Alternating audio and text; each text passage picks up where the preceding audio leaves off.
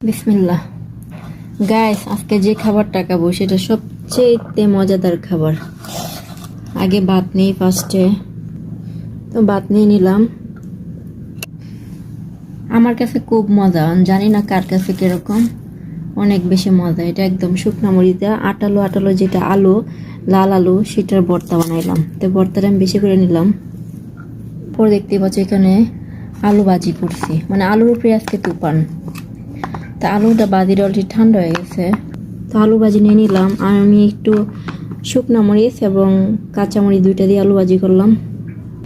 Guys, আমি শুকনো মরিচ বেজে এরকম লবণের মধ্যে রেখে দিই। তো একটা শুকনো মরিচ নিলাম, আর একটু লবণ নিয়ে নিই যদি দরকার লাগে। চলো গাইস, এবার শুরু করি। ফার্স্টে আমি নিব এনেকে ভাজি, ভর্তা আর একটু শুকনো মরিচ। জানি না এই খাবারটা কার কাছে মজা। বিসমিল্লাহ, আমি ট্রাই করি।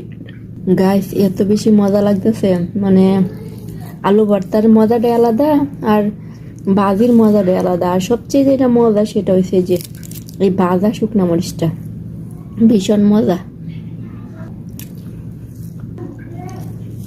তোমরা তো জানো আমি একটু সবজি বেশি খাই, এই জন্য একটু সবজি বেশি নিলাম। আর শুকনো মরিচ হলে কিন্তু আমি সব কিছুতেই শুকনো মরিচ খেতে পারি। শীত আর গরম নয়, এই আলু ভাজি আর আলু ভর্তা এগুলো সব সময় ওপেন খাবার, সব সময় চলে, তুমি সব সময় খেতে পারবে এটা।